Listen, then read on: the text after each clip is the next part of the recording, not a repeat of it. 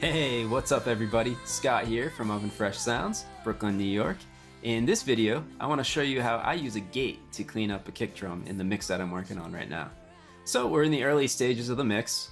I just pulled in all the tracks, and the first thing I wanted to do was give a listen to the acoustic drums and see how they sounded.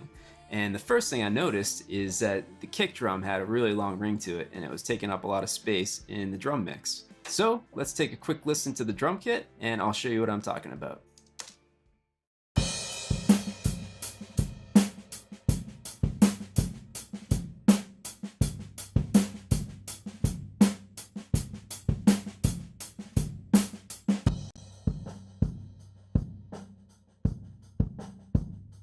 So notice that long ring on the kick drum there. And then back in the mix again.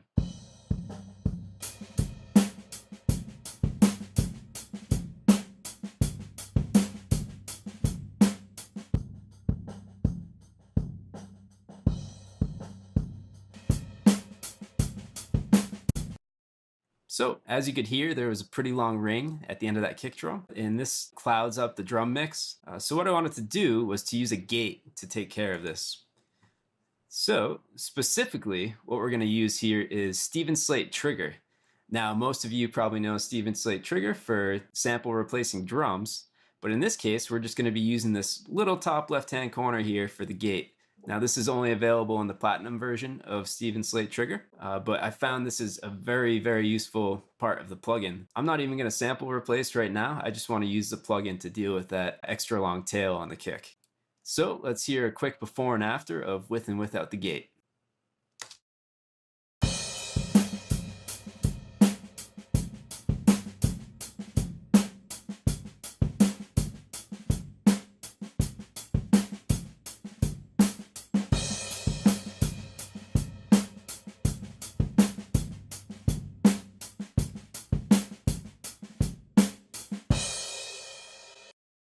So it's pretty amazing how much it cleans up that low end, cleans up the drum mix, clears that cloudiness that you have in there. The thing I like about Steven Slate Trigger is it's not your typical gate. Your typical gate is going to use a threshold to open and close the gate, whereas the Steven Slate Trigger gate uses the transient to open and close the gate. Same controls, you got the attack, hold, and release. And then you'll notice as we played that, you have a graphical interface that's pretty easy to read. And you can easily see how the gate is open and closed. There's a detail knob here that acts as your threshold for when the gate opens and closes. So to demonstrate how this works, I'm going to open up a new instance of Trigger here. That's with the default settings. And let's solo our kick, just so we can hear it a little better.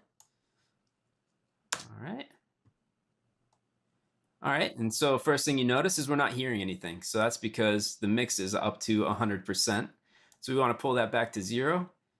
This would be mix at 100% is going to be triggering these samples down here, but since I don't have anything loaded, nothing's being triggered. So let's pull this down to 0. And we hear our incoming signal. All right, so let's turn the gate on. And you'll notice that nothing's being let through the gate right now. So we got to lower the threshold on that.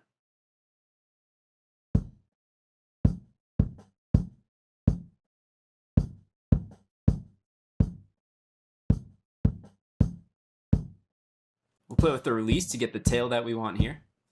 I'm going to use my Faderport to adjust the FX parameter.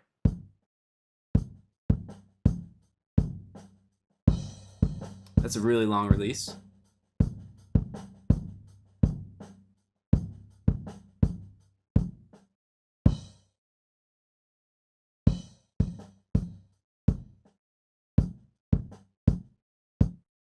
So you can get a really tight kick if you go super low on the release.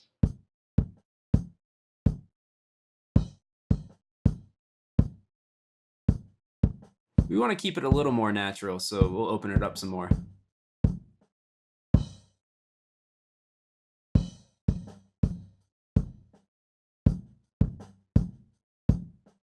All right, that feels pretty good. You want to make sure the release is kind of timed with the song a little bit. So we'll pull in the rest of the kit and see how it sounds.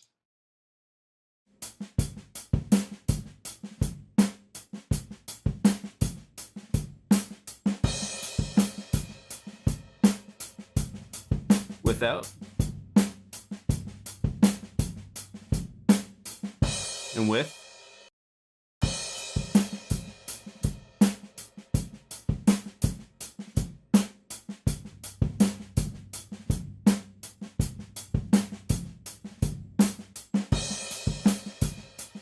Yeah, so it really cleans it up when we put that gate back on.